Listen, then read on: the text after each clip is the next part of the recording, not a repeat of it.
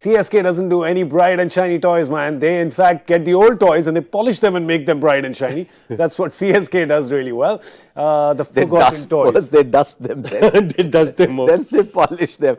But you know, we all sit here and laugh about CSK's age. They always have the last laugh. Because they go and win. At the end of the day, we're all fans. I mean, how can you not be a fan of But here's one thing. Right? How can you not be a fan of the way they play their cricket? I mean, the MI and CSK have been the standout team so far. But look down that side.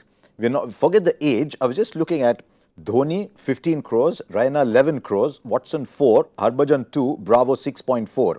Dhoni last played in June at the World Cup. Raina last played last year's IPL. Watson hasn't played since last year's IPL. He's now starting to play some T10 tournaments. Yeah. Harbhajan hasn't played since last year's IPL. Bravo hasn't played. Wow. So 38.4 crores out of 85 haven't played for the last 4-5 months. And no match practice. Match practice is a huge thing. So they will get some match practice. I mean, see, forget Dhoni because Dhoni is a creature by himself. But, you know, Watson will get some match practice. The others won't.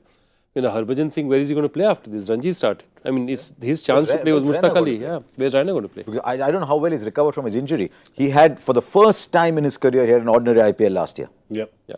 So Otherwise, Raina has been the most played anything after that. Ever. Yeah. So you don't know what Raina is going to do. You have no idea. How much money do they have? They, of course, have some money as well. And 14.6 crores. They spend it prudently, is what we know. And they make a lot of left field buys. They also have to budget for Lungi, Sani and Gidi.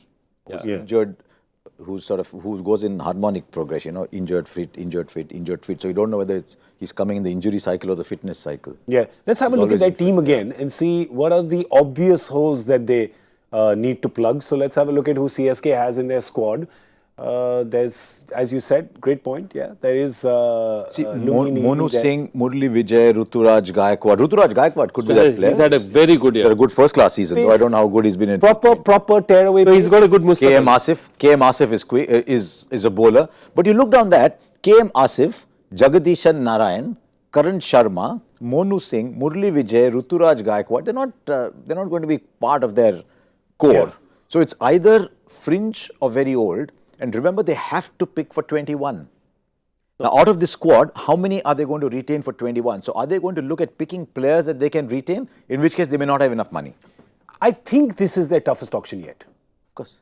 It's definitely, given the circumstances, given that they only have 14 crores, given that they have to make a team for 2021 as well, with the retentions coming into play, given the fact that, you know, most of their core is aging or is recovering from injury, or we don't know where it'll be for sure. This will be their toughest auction. I doubt if they'll be.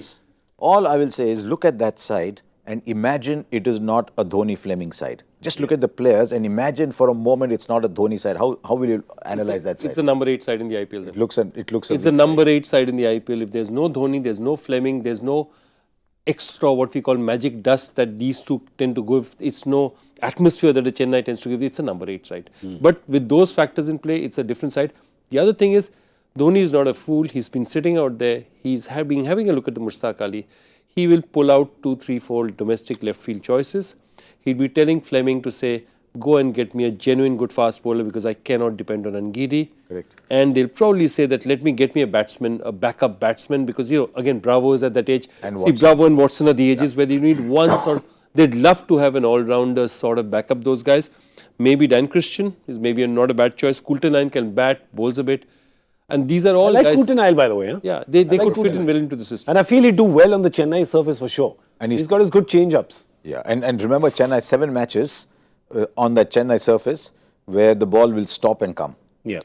So from that point of view, they might play. They've got Harbhajan, they've got Santner, they've got Tahir. So maybe they've got a team to play at home already. But yeah, CSK is the enemy. You never know. I'm going to be watching CSK carefully. Yep. I would love to see the domestic talent they bid for. The international talent, we have some sort of an idea. Who is Dhoni picked out and said, you know, pick up that guy. I'd like to see what they got. That's my boy. Yeah. That's my boy. As usual, CSK will make for super interesting watching like they always do, whether they're on the field or they're at the auction table or when they're not on the field. There's always something interesting going on there. But it will be a hard auction for them this time because a lot of their players have not had regular action and the fact that retentions come up for 2021. So who's the core team that they're putting together for then in terms of their retention?